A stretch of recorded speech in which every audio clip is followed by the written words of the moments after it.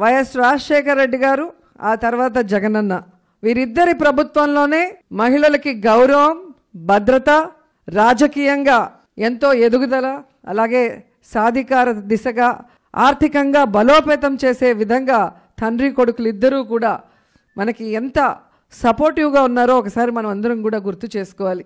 ఎందుకంటే జనాభాలో సగభాగం మనని ఓటర్లుగా చూసిన వాళ్ళే తప్ప మనుషులుగా గౌరవించి మనను అభిమానంగా ఆశీర్వదించాలనుకున్న వాళ్ళు ఇద్దరే, వైఎస్ఆర్ గారు, జగన్మోహన్ రెడ్డి గారు. దానికోసం మనం ఎంత దూరమైనా పోరాడాలని కూడా ఈ సందర్భంగా తెలియజేసుకుంటున్నాం.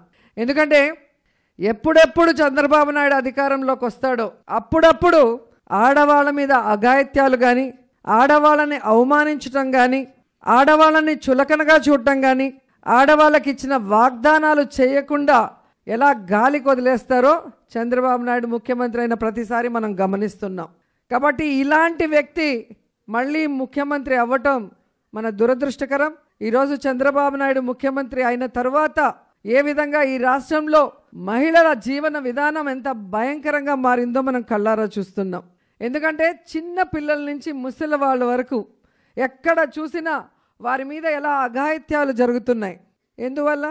ఈ రాష్ట్రంలో డ్రగ్స్, గంజాయి విచ్చల విడిగా చంద్రబాబు నాయుడు సీఎంగా ఉన్న తనను గెలిపించిన కుప్పం ప్రాంతంలోనే ఎకరాలకు ఎకరాలు గంజాయి సాగు చేస్తుంటే ఆయనకి కనిపించదు. ఈ రాష్ట్రానికి హోంమంత్రి చెప్పుకునే ఒక మహిళ తాను ఇన్ఛార్జ్కున్న వైజాగ్ జిల్లాలో గంజాయి ఎకరాలు పండిస్తుంటే ఆవిడికి కనిపించదు. అండ్ దురదృష్టకరం, అటు వైజాగ్ కానీ ఇటు గుంటూరులో సీఎం గారు ఉన్న చోట కానీ ఈరోజు డ్రగ్స్కి అడ్డాగా మారిపోయింది. వీళ్ళు వచ్చిన తర్వాత బెల్ట్ షాపులు వీధి వీధికి పెట్టడం వల్లే ఈ మహిళల మీద, ఈ చిన్నపిల్లల మీద అఘాయిత్యాలు కానీ, అత్యాచారాలు కానీ, హత్యలు కానీ జరుగుతున్నాయి అనేది మనం అందరం కూడా చూస్తున్న విషయం. ప్రతిరోజు పేపర్ తిరగేస్తే, టీవీ చూస్తే అక్కడ అమ్మాయిని ఎత్తుకెళ్ళిపోయారు, ఇక్కడ అమ్మాయిని చంపేశారు, అక్కడ అమ్మాయి మీద యాసిడ్ పోసారు, ఇక్కడ ఈ అమ్మాయి గొంతు కోసారు. ఎంత బాధగా ఉంటుందో ఒకసారి ఆలోచించండి. కానీ ఈ ప్రభుత్వానికి చీమ కుట్టినట్టు కూడా లేదు. అటు సిబిఎన్కి అలాగే ఉంది, ఇటు డిప్యూటీ సీఎంకి అలాగే ఉంది, అటు హోమ్ మినిస్టర్ ఒక మహిళగా ఉండి కూడా మహిళకి సపోర్ట్ చేయకపోవడం అనేది దురదృష్టకరం.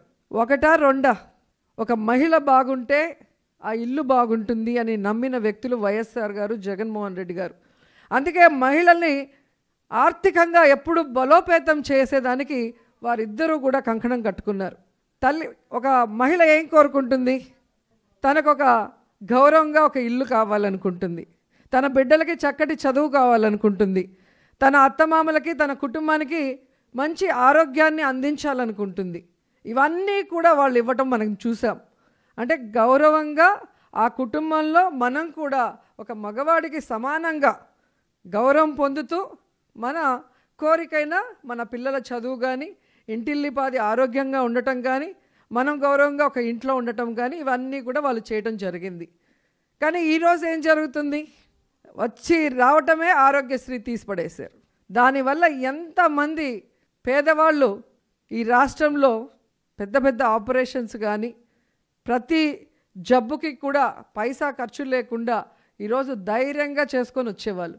కానీ వీళ్ళు వచ్చిన తర్వాత ఆరోగ్యశ్రీ తీసేశాక ప్రతి ఒక్కరు కూడా టెన్షన్. ఎందుకంటే ఒక పేద కుటుంబం ఒక ఆరోగ్యం కోసమో చదువు కోసమో అప్పు చేస్తే ఆ అప్పులో వాళ్ళు మునిగిపోవటమే. ఎందుకంటే అసలు కాదు కదా, వడ్డీ కూడా కట్టలేం, చక్రవడ్డీలతో వాళ్ళని చంపేసే పరిస్థితి. ఇటు ఆరోగ్యపరంగా మనని దెబ్బతీయటమే కాకుండా పిల్లలకి చక్కటి చదువును అందిస్తే ఖచ్చితంగా ప్రతి పేదవాడు పేదరికంలోంచి బయటికి వస్తాడు, ఆ కుటుంబం గౌరవంగా ఉండటమే కాకుండా ఆర్థికంగా బాగుంటుందనే ఈరోజు జగన్మోహన్ రెడ్డి గారు ఏ విధంగా స్కూల్స్ రెన్యువేట్ చేసి అన్ని ఫెసిలిటీస్తో ఈరోజు ప్రైవేట్ స్కూల్స్ కన్నా గవర్నమెంట్ స్కూల్స్ బెటర్ అనే విధంగా మనందరినీ కూడా ముందుకు నడిపించారు. అలాంటి గవర్నమెంట్ స్కూల్స్ని ఈరోజు నిర్వీర్యం చేస్తూ, ఇంగ్లీష్ మీడియం తీసేస్తూ, సిబిఎస్ సిలబస్ తీసేస్తూ ఇలా ఎవరైనా సైకోలు చేస్తారు తప్ప బుర్రున్నోళ్ళు ఎవరు చేయరు. ఈరోజు సిబిఎన్ ఎందుకు స్కూల్స్ని నిర్వీర్యం చేస్తున్నారో ఆయన చెప్పాల్సిన అవసరం కూడా ఉంది. ఎందుకంటే పేద తల్లులందరూ కూడా తల్లడిల్లిపోతున్నారు. మొన్నటి వరకు చాలా గుండె ధైర్యంతో నా బిడ్డ చదువుకుంటాడు, మంచి ఉద్యోగం సాధిస్తాడు, సమాజంలో మాకు గౌరవంతో పాటు మమ్మల్ని చూసుకునే విధంగా ఆర్థికంగా ఎదుగుతాడనుకున్న తల్లికి ఈరోజు ప్రపంచం తలకిందులైపోతుంది. సో ఇలాంటి వాళ్ళందరికీ మనం అండగా నిలబడాలి. మళ్ళీ జగనన్నని ముఖ్యమంత్రిని చేసుకోవాలి. మళ్ళీ మన బిడ్డల చదువు కానీ మన కుటుంబ ఆరోగ్య పరిస్థితి కానీ మెరుగుపరిచే విధంగా మనం ముందుకు వెళ్ళాలని కూడా ఈ సందర్భంగా తెలియజేసుకుంటున్నాను. అండ్ ముఖ్యంగా ఈరోజు మీరు చూస్తే ఆడబిడ్డ నిధి ఎంతమంది ఆడవాళ్ళ ఇంట్లో ఉంటే అన్ని 1500 ఇస్తామన్న పెద్ద మనిషి యాంకర్ లాగా ఇక్కడ ఒక మైక్ పెట్టుకుంటాడు, అవునా కాదా తమ్ముళ్ళు అని మళ్ళీ సౌండ్. ఆయన లీడరా యాంకరా నాకు అప్పుడప్పుడు కన్ఫ్యూజ్గా ఉంటుంది ఆయన పెట్టుకున్న మైక్ కానీ ఆయన అరిసే అరుపులు చూస్తే. మరి ఆ రోజు ఎంతమంది ఆడవాళ్ళు ఇంట్లో ఉంటే అంతమందికి ఆడబిడ్డ నిధి ఇస్తానన్న వ్యక్తి ఈరోజు 9 నెలలు అయిపోతున్నా కూడా ఎందుకు ఒక్క ఆడబిడ్డకి కూడా ఇవ్వలేదు అని అడుగుతున్నా. ఆడబిడ్డ ఉంటేనే కదా ఆడబిడ్డ విలువ తెలుస్తుంది. ఆడబిడ్డకి ఒక ప్రామిస్ చేస్తే అది నిలబెట్టుకోకపోతే ఆ బిడ్డ ఎంత తల్లడిల్లుతుందో అనేది ఆయనకు తెలిసేది. కానీ కోడలు మగపిల్లాడిని కంటే అత్త సంతోషించదా అని ఆడవాళ్ళ పుట్టుకనే అవమానించిన చంద్రబాబు నాయుడికి ఆడవాళ్ళని గౌరవించి ఇచ్చిన వాగ్దానం నెరవేర్చాలి, ఆడబిడ్డ కళ్ళ నీళ్లు పెట్టుకోకుండా చూసుకోవాలి అన్న ఆలోచన లేకపోవటం దురదృష్టకరమని కూడా ఈ సందర్భంగా తెలియజేసుకుంటున్నా. లాస్ట్ 5 ఇయర్స్లోనే ఏ ప్రభుత్వం చేయనటువంటి విధంగా జగన్మోహన్ రెడ్డి గారు నామినేటెడ్ పోస్టులలో ఎన్ని మహిళలకు ఇచ్చారు.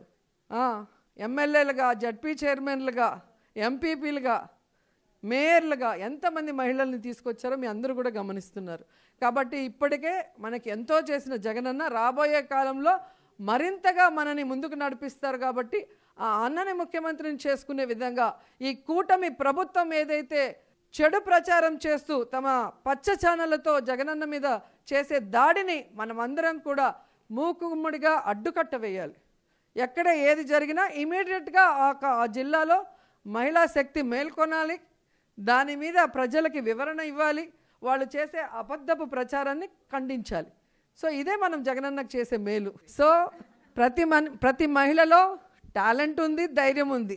నువ్వు చేయగలవని ఎవరైనా చెప్తేనే వాళ్ళు యాక్టివేట్ అవుతారు. అది వద్దు, మనమే యాక్టివేట్ చేసుకునే పరిస్థితి రావాలి అని కూడా తెలియజేసుకుంటూ, సో ఇంత మంచి కార్యక్రమాల్లో మహిళలందరూ కూడా ప్రపంచవ్యాప్తంగా చేసుకునే ఈ పండుగ రోజు నన్ను గెస్ట్గా పిలిచినందుకు నా అదృష్టంగా భావిస్తూ కళ్యాణికి మరోసారి థ్యాంక్స్ చెప్తూ, ఇక్కడ వచ్చిన మహిళలందరికీ కూడా మీకు మేమున్నాం, మా వెనక జగనన్న ఉన్నాడు, మన అందరినీ కూడా మళ్ళీ మంచి రోజులు తీసుకురావడానికి అన్న ఛాయశక్తుల ఆయన ముందుకు నడుస్తున్నారు. ఆయన్ని గెలిపించుకోవాల్సిన బాధ్యతని మనం అందరం తీసుకుంటూ ఈ మహిళా వ్యతిరేక ప్రభుత్వమైన కూటమి ప్రభుత్వాన్ని కూకటి వేళ్లతో కూడా పెకిలించే విధంగా మనం అందరం కూడా ఈరోజు శపథం చేసి కంకణం కట్టుకోవాలని కూడా ఈ సందర్భంగా అందరినీ కోరుకుంటూ సెలవు తీసుకుంటున్నాను. జై జగన్, జై జై జగన్.